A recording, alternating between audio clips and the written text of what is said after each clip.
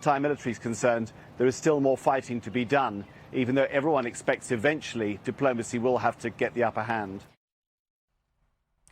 Well, for more on this, I'm joined live now by Dr. Sophal, an expert on Cambodian politics, who's also an associate professor at Arizona State University. Welcome to you. Thanks for being with us on the programme. So Donald Trump saying that he's held these talks with the leaders of Cambodia and Thailand, pushing for an immediate ceasefire. Do you see that coming to fruition? Well, I think he's got the incentives in terms of trade. Both countries are in negotiations with the United States on U.S. tariffs, and both are export-led economies.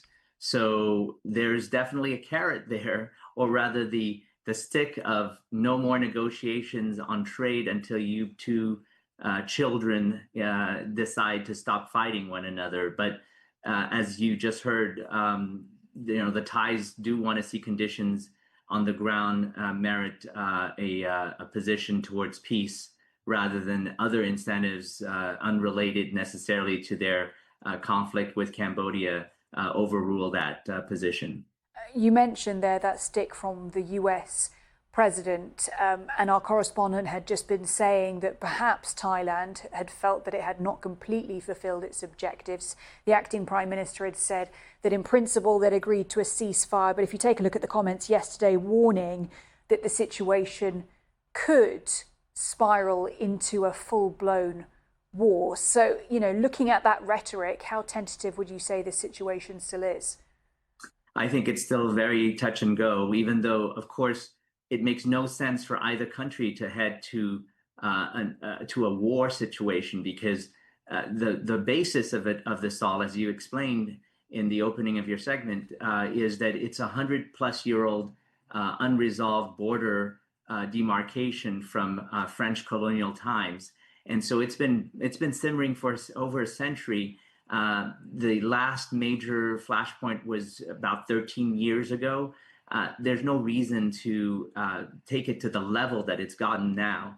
I think a lot of this can be explained by domestic political rivalries within each country, whether it's the son or daughter of a former prime minister needing to show strength in front of domestic populations. So you mentioned those internal politics potentially at play here. Let's just focus for a moment, I guess, on the civilians on either side of the border. We've got tens of thousands of people being displaced. We know that Thailand had declared martial law in border areas. What are the risks for them of this historic conflict flaring again? Well, 130,000 people in Thailand alone have been displaced. 35,000, I believe, in Cambodia. The risks are security, economic, livelihoods.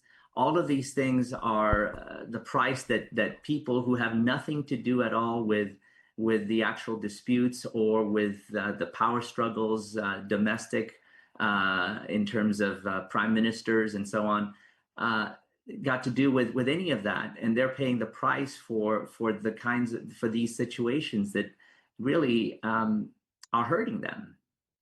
And very, very briefly, looking ahead, do you see any realistic path to a lasting peace here in the near future? Briefly, if you don't mind. Sure. Now, there's always hope for that, and I think that the incentive there is that if both sides can broker a peace in terms of demarcating the border once and for all, that would be the future. But at this point, there isn't much. It's just that in the next year or so, if they can work out that their border accurately, there's at least hope that maybe things can move towards a better path. Dr. Sophal, an expert on Cambodian politics and associate professor at Arizona State University. Thank you so much. Thank you.